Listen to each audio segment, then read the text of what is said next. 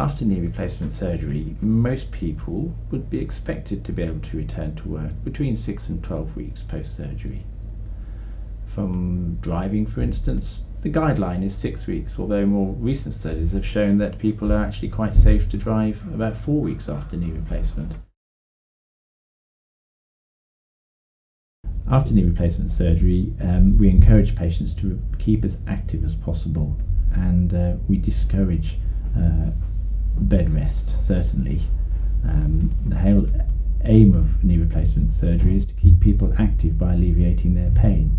The key part of that is their rehabilitation to regain range of movement, muscle tone, strength and general level of fitness so they can live active, fruitful lives. Physiotherapy after their knee replacement surgery is very important.